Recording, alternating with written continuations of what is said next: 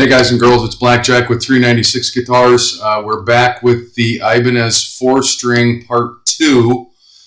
This guitar is in rough shape. His brother was the 5-string that we completed and is getting ready to go back to the customer.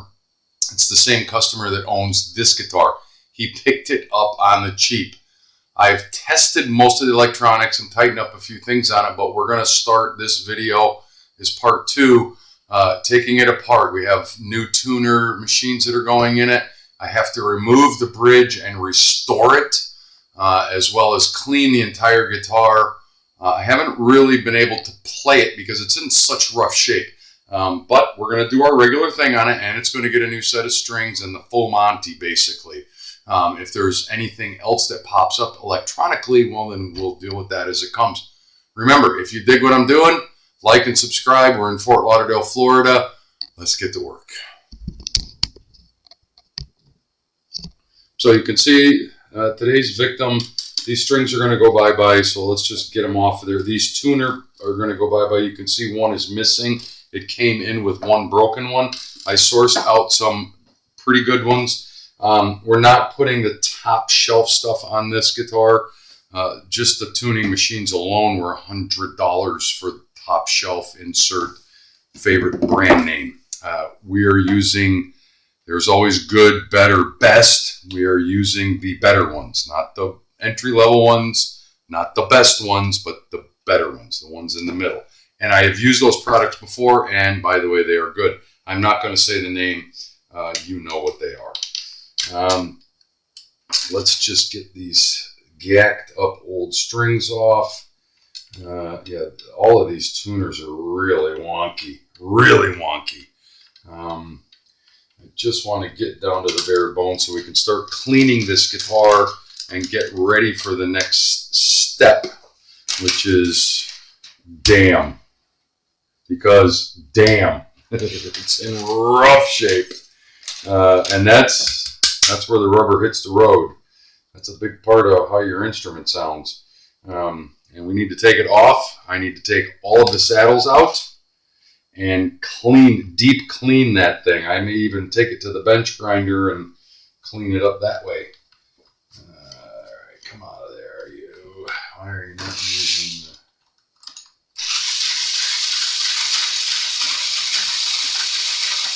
I'm so glad we're putting new tuners on this because, damn, yeah, they're all pretty well gacked. Let's get rid of the strings. We don't need them anymore.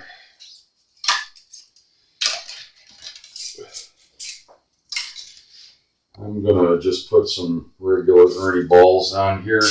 Good strings. Definitely good strings. We'll get to that much later. Let's get this stuff off. Most of them are already loose. Yep. Yeah, that one's loose too. Well, you can take them out with your finger, you know, they're not tight enough. This one's got mismatched hardware on it. So, you just never know who's worked on something.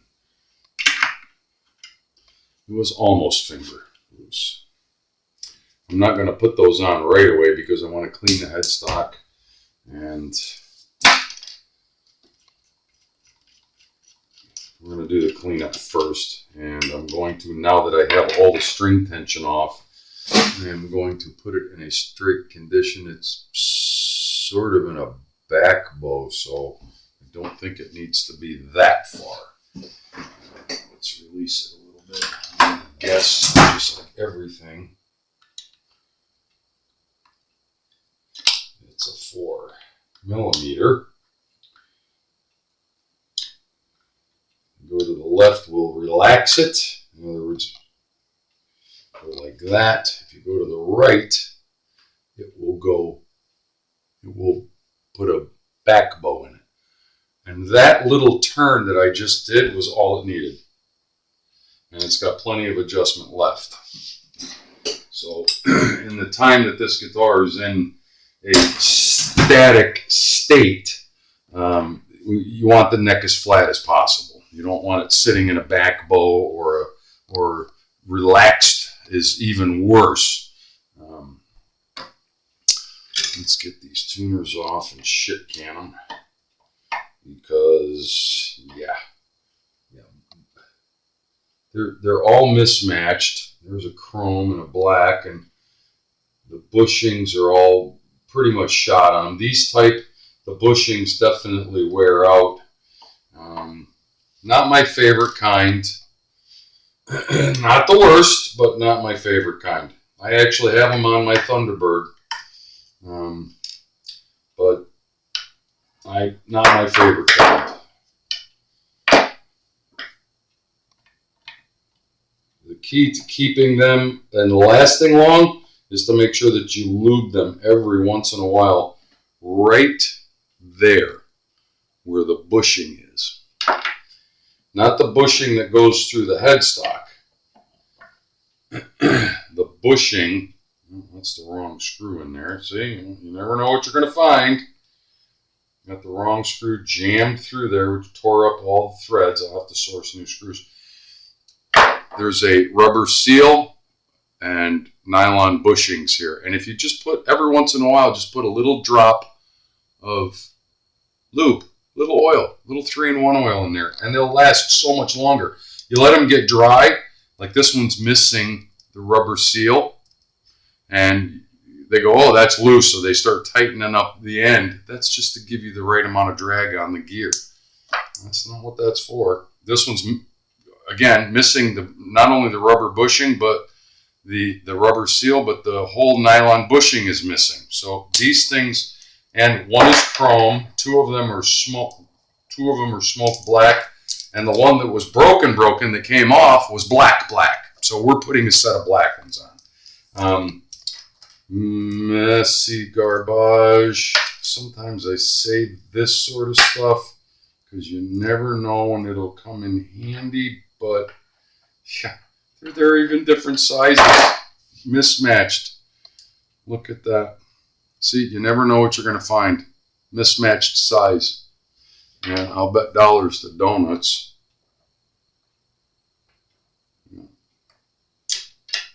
Only the these aren't even metal. So bye-bye. Sorry for the headphone users. I'm not even going to save these threaded bushings. I don't like them.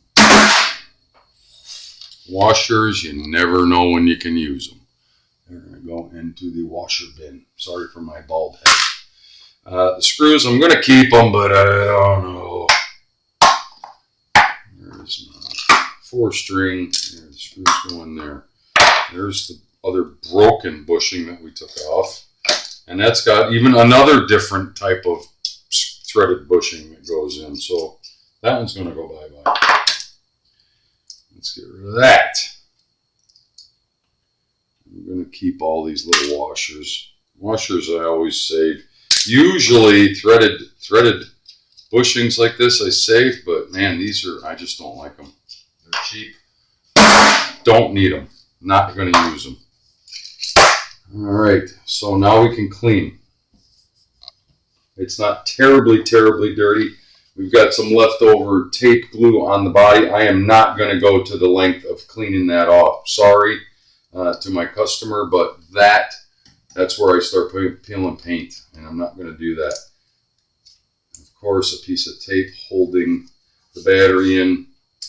Again, not gonna get involved in that. I thought maybe we would be able to source a battery box for it, but that's not in the cards right now. Maybe later. Not right now. Well, at least the neck bolts are tight. I probably tightened them already and forgot. I already opened that. Everything in there, believe it or not, considering the condition of the guitar that it's in right now, everything in the electronics cavity is factory correct and brand new looking, like nobody's ever been in there. Thank the guitar gods for small miracles. So, yeah, all right. I'm going to clean it up in this video. We're going to get this gack cleaned up, and then we're going to pull that off and see how far we need to go. Excuse me. Stand by 1 second. So, where's my spray? Oh, I ran out. I gotta open a new one. Guitar 1. This is my cleaner from Music Nomad. I do say their name because I like their products. Most of them. I'm not going to tell you all of them because some of them I do not use. I'm not going to tell you which ones I don't like. I gave them the opportunity to maybe sponsor me, and I never heard from them. But that doesn't change my view on the fact that they're still a good product. But I'm not going to slag on the products that they have that I don't use. That's just not my style.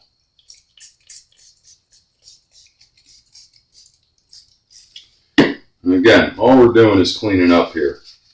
Just making it acceptable at this juncture. Because there is, well, damn, a lot of goop on this guitar.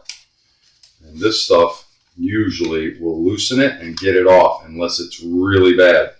I will tell you, if you are working on, and this is a lacquer finish of some sort, if you are working on a Gibson or a Guild or something that uses nitrocellulose, do not use this product and spray it on there and think that it's going to clean it, because all you're going to have is a mess on your hands.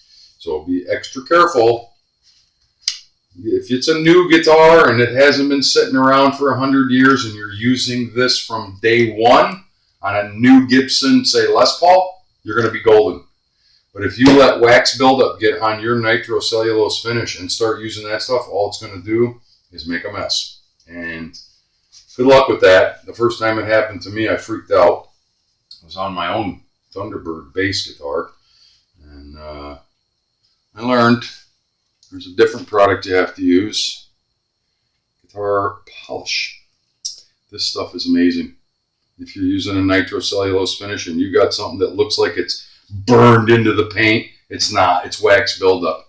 This has a little bit of compound in it, and when you choose your battles, you take a small section, you rub it in, and then right away you take it off, and it will remove the top layer of gook off of a nitrocellulose finish. All right, that was my rant about nitro. You'll know it the first time it happens to you, I promise you that, because you will freak out. I had one at the shop that I subcontract my services out to a guitar shop store. Their in-house guitar tech is moving on to bigger and better things, and they needed someone. So I said, well, I'll give it a shot. I'll do it for a while. They don't have that stuff. And every time I see a nitro finish come in and the customer goes, can you clean up my guitar? Maybe, maybe not. It depends on what's on there and how it reacts. And they go, well, what do you mean? And I show them a little section. And I go, you see that guitar? It looks nice, right? It looks, but it's dirty. Well, all that dirt is stuff baked that pulls into the nitrocellulose finish. Nitro never fully cures over the entire life of the guitar, which means it's porous, and everything that gets on it, if you don't clean it off almost right away, it starts to embed itself into the finish. And when you try to take it out, you actually have to buff it out. Yeah. Why would anyone want to go through that? I don't know. But I own a Gibson guitar, and I learned on it, but now I do the right maintenance. I learned my lesson. But whenever I get a customer in, I give them the poop right up front and let them know it's not as easy as you think. If it's a fender, no problem. Clean it right up. Lacquer finish. Poly, whatever you want to call it. See how this old beat up guitar, the shine comes right back to it. I mean, it's amazing. Well, I don't know why anybody would want that kind of paint job on their guitar.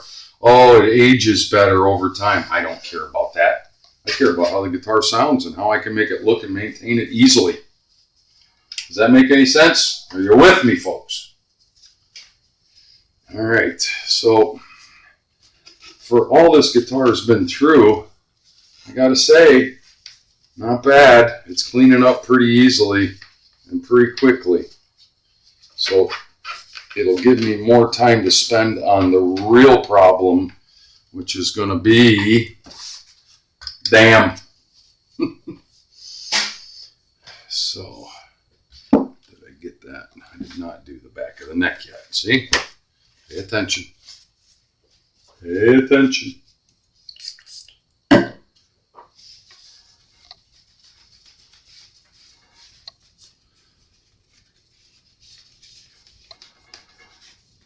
And why do I go through this from when I'm working on somebody's guitar? Because they deserve it. They took the time to give me the opportunity to be their guitar tech. I'm gonna take the time and give them the go the extra mile and help them out. Make sure that when they get their instrument back, it's fully cleaned.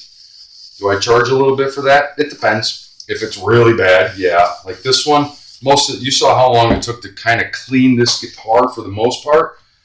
We're not going after scratches. We're not going after checking. But most of the energy I'm going to spend in the cleaning of this instrument is going to be right here in this guy. Okay, the bridge, which we're going to take off right now, and we're going to inspect it. And then I'm going to go I'm going to pause and go to the shop because, yeah, we're going to have to take it all apart, which I'm going to show you how to do. But you want to make sure that when you take these apart, you do it and keep everything in order, because these all may look the same, but they may be different lengths. That's what you have to be aware of. Now, pray to the loose, loose, loose, loose. They're all loose, which means the bridge was probably flexing, and whoever was playing it didn't realize it. But we're going to take them out. That's the wrong screwdriver. Always make sure that you have the tightest screwdriver that fits into the screw head. Don't use undersized, and you'll know if you're oversized, it won't work. Now I'm going to I have all the parts that so far, like the truss rod cover and some of the hardware, but I'm going to put all the screws for the bridge in a separate thing because I'm going to try to clean them up as well when I get it to the next phase. Don't be afraid. Yeah, we'll be able to clean the heads up a little bit. The threads are covered. Every one of these screws was loose. We'll find out when we put it back together whether the holes are good enough, or if they've tightened up and are not going to allow the bridge to get snug. If not, then we have a fix for that. We're not afraid. All these screws are the same size, same length, same bore, same thread. They're going into wood, but they are a special head that bevels into that exact dimension. That is our ground wire for all of our electronics. Do not disturb that. You will notice how this is nice and clean. I don't think this bridge has ever been off there. I just don't think they ever tightened it up. I can see that the internet, something's different on that one. That screw head is not the same as the rest of them. You see? And I don't know if that's factory. It looks like it might be. But we are going to delve deeper into that right now. Stand by. I'm going to take this off the bench, get an area cleared here so that we can pay a little more attention to our bridge and saddle assembly. I'm going to move the camera over slightly. Stand by. So, here's our bridge and saddle assembly. The E string, and this is why I tell you have to pay attention when you're taking apart stuff like this. They all look the same. Ibanez, Ibanez, Ibanez, Ibanez, Ibanez. This is original equipment to that guitar. And all of these saddles look exactly the same, but they're not. The E saddle has a bigger screw. See the screw head right here is bigger than the one right next to it. These three are all one size, and this one's a bigger one. Presumably because the E string is a bigger string and the saddle needs, but it's factory and it seats in there perfectly just like the rest of them do. Yeah, all the rest of them are the same.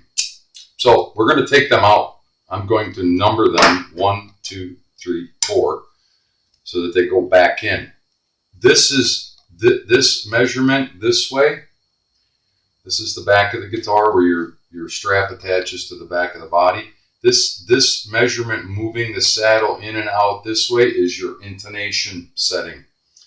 Okay, these set screws in here are your up and down for your string height, up and down. Now, before you take these all apart and you get into a heartache later on, make sure all these little tiny set screws are free moving and clean so that you can get the proper tool in there. You have to try each and every one of them. And if they're dirty, you got to get a piece of guitar string or a really small wire and clean them out so that it will accept the Allen key.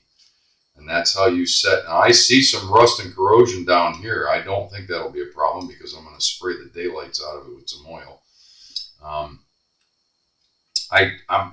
hemming and hawing whether to take the saddles completely apart, but I really want to get to the point where I take the saddles out so that I can get after all of this with a wire brush and really clean it, because there's no other way to clean it. There's so much corrosion and green stuff growing in there. That's mold, mildew.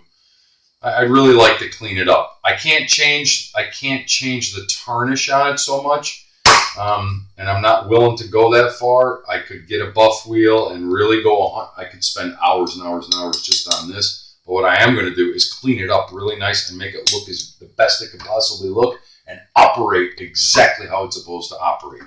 So all of the saddle, there's 8 of them. There's 2 screws, just like a fender type style saddle assembly. There's 2 adjustments on each saddle to raise or lower the string. What we're going to do is get a piece of paper. This will work because it'll show. I'm going to take each one out, and before I take them all the way out, this is number 1, number 2, number 3, and number 4. So that's going to be E, A, D, and G. All right, so we know that's this screw, spring, and everything goes with this saddle. And same all the way down. I'm not going to change them. I'm going to keep them together. They're going to come all the way apart and get cleaned, but they're going to, that saddle, that spring, the screw that holds it in the back, and the set screws are going to stay with each saddle. They may not look like they're different, but they are. I'm sure there's different measurements going on there. So, don't be afraid. And this could be, we could run into problems here. You never know. Some of these may not want to come out. We're going to find out. Toot sweet.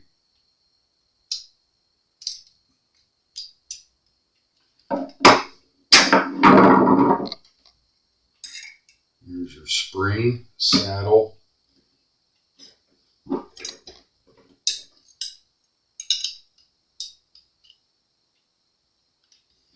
Let's see.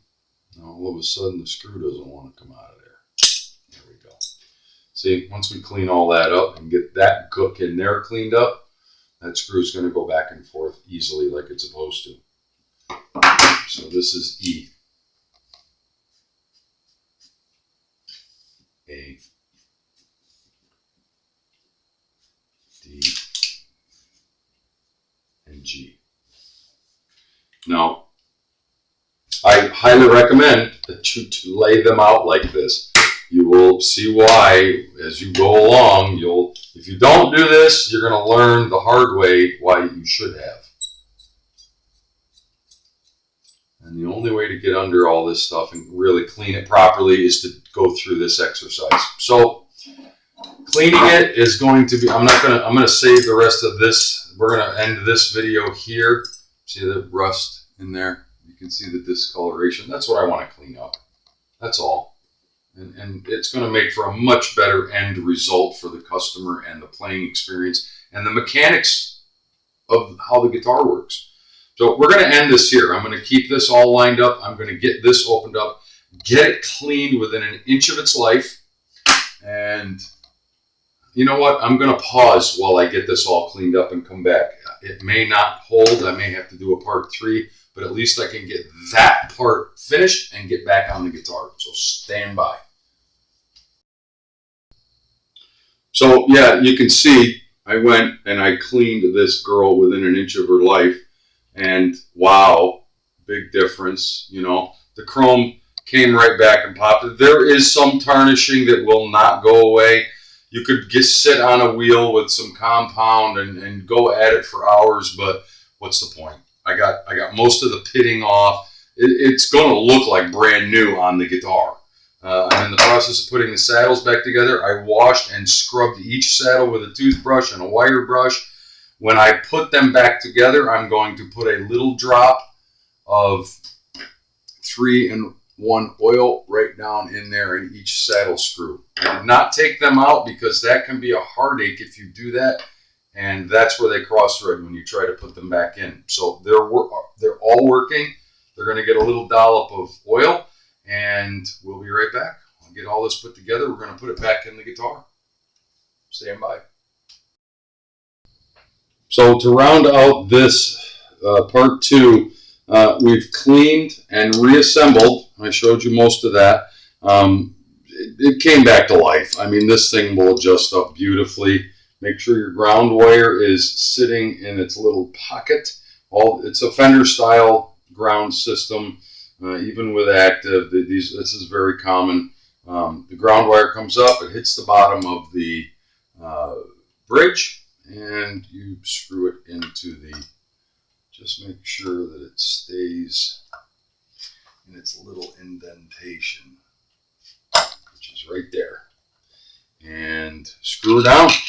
I cleaned up the screw head, I cleaned up the screws, I cleaned up the screw heads. We're going to put those in now.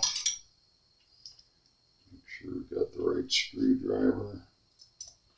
Don't drive any one of them home until you get them all in there. Now, I won't know until we get these tight whether I'm going to have to put something in the receiving hole in the body, but I'm pretty sure they're going to tighten up. There are 5 screws total, and they're all beveled to pull down the bridge.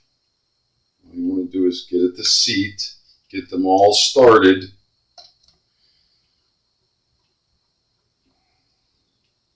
And this seems like, oh, we know how to put a screw in. Well, it's got to be in the pocket exactly right.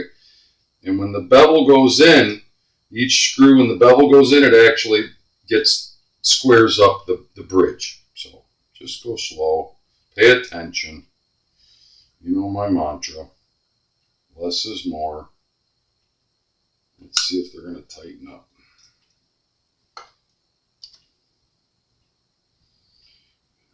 It's too hard to tell. They're actually pretty small screws. I mean, the ones I put in nice and snug. Nice and snug. Nice and snug. Beautiful. Oh, see, there's one rotten kid in class. Out you come. Would not snug up. These are actually pretty small screws, compared to what I put in my Fender basses. Yeah, a little small, but not the end of the world. All right, come here, you. Where's my little toothpick? I got to get some balsa wood because I like to use that too. These are small screws. I'm just going to put.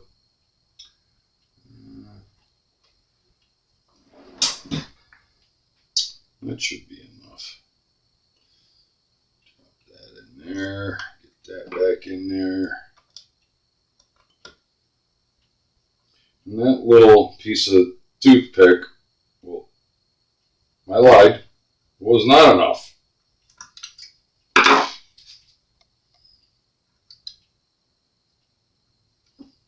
I want to put that much in there? Maybe. Probably going to end up having to suck it back out of there now. There we go. Now she's tightening up. Sometimes a little piece of balsa wood, oh yeah, snugged right up. A little piece of balsa wood in there and you're golden, but that bridge isn't going to go anywhere. We got all the saddles back together. We've cleaned the body. Let's put the last thing I think we're going to do today is put the machine heads in.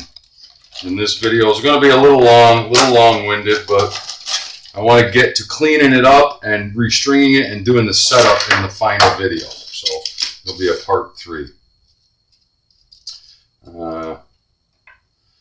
Let's turn this over.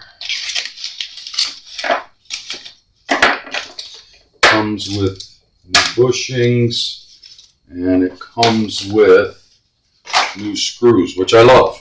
And if we need to use, let's measure these and see how big they are compared. These are a little bit smaller. I'm guessing that we're probably going to have to put a little piece of toothpick in them, but not the end of the world. One screw and then the bushing. So this is how we do it. There is a right and a left, or a top and a bottom. Let's get our washers out. First we're going to put the little screws in, but we're not going to tighten them down all the way. And then we're going to flip it over and put the washers and the bushings. Just curious. Well, they're more metal than the other ones were. These are definitely more metal than the other ones were. They're all matching, and that's what's important. Yep. Give me a hard time. That's what we do. So, a little bit of a screwdriver. Put that one back. The little one. This should be the right one.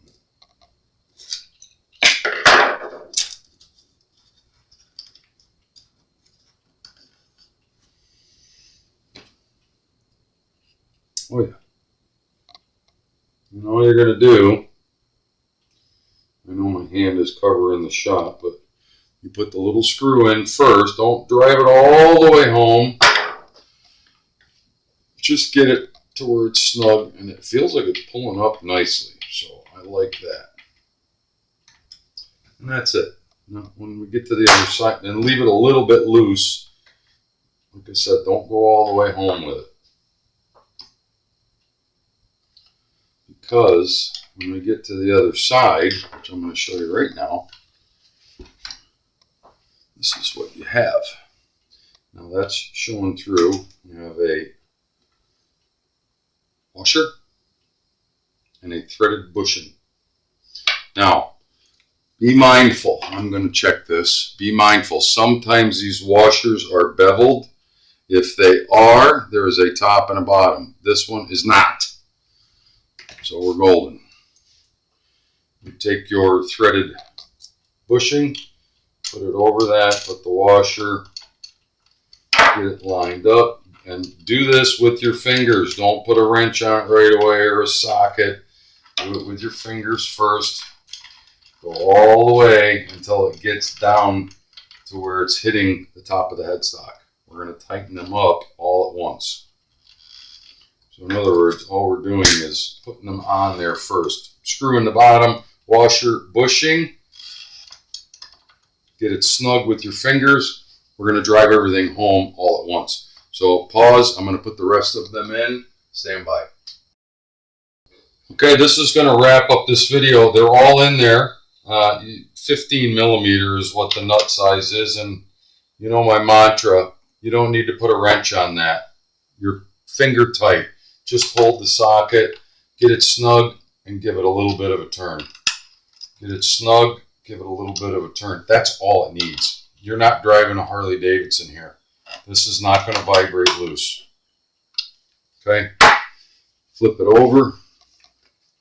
Drive the little keeper screws. Now these screws, all they do is keep it from turning side to side. You're going to get those tightened up, snugged up.